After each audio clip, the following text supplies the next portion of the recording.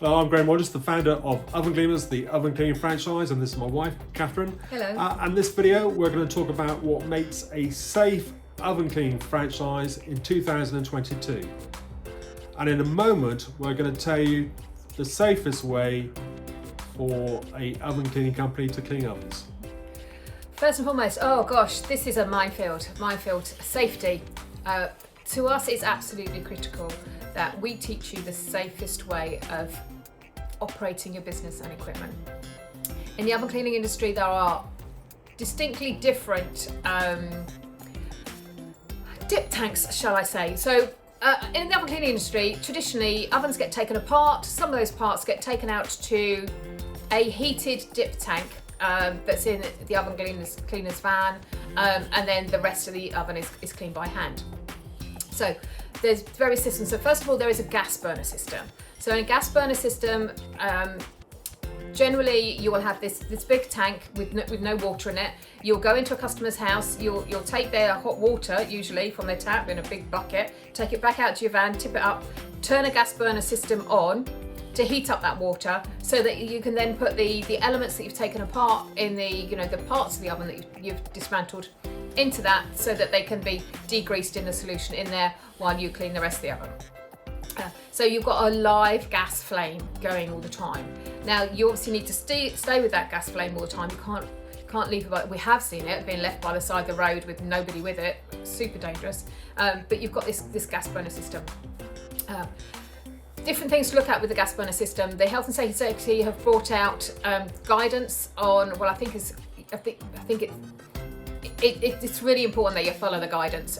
But seemingly, we're not quite sure how many people are. We've seen instances of oven cleaning vans exploding. Thankfully, nobody has been killed to date, but Yeah, there'll be a first, won't they? so we're recording this in December 2021, and I know within the last 2 months there's been 2 van explosions. And they normally, so Catherine was saying about the method of gas tanks where they actually put water into them. There is another way where you can have the solution already in the tank, and what those companies do is they get their tank hot before they leave home. So the 2 recent explosions, and I know going back over the years that there has been other explosions, they normally happen around about 7:30 in the morning when the person goes out to the van to light the flame, to light the burner to heat up their still tank of solution. And they explode then because there's been some sort of leakage with the pipes and a build-up of gas in the rear back area of the van. Doesn't I think about, doesn't it? Then the other system is the electrically heated dip tank system. So there's kind of different ways on this one.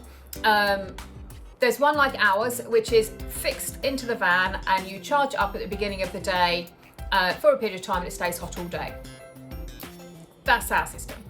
Then there is a secondary metal tank system where it can have 1 or 2 elements that you can either heat up at the beginning of the day, or you heat it up at each job that you go to, so then you've got to use the customer's electricity to heat it up. And then there's also one that we've now learnt about, that there's like, you have a vat of water, and you have effectively like a handheld element that you then put in the water. You've obviously got to link it to the electricity in the person's house. Put it into the water. You know, years ago, you used to get the cups and you used to have that little metal element you put in to heat your tea when you went on a camping holiday or something like that, or you went on holiday abroad and you plugged it in. So it's like that, but on a bigger system. And this is the same kind of heating element that you would have in your hot water tank at home that you wouldn't go anywhere near ordinarily. It'd all been, connected. So they put that in there and heat that up, which super scary to me. So you've got gas systems, you've got different electrical dip tank systems, but you do need to make sure that whichever system you choose to use, please find one that you feel is safe for you. And Graham will explain what we believe in Oven Gleaners is the safest oven cleaning system that you can get.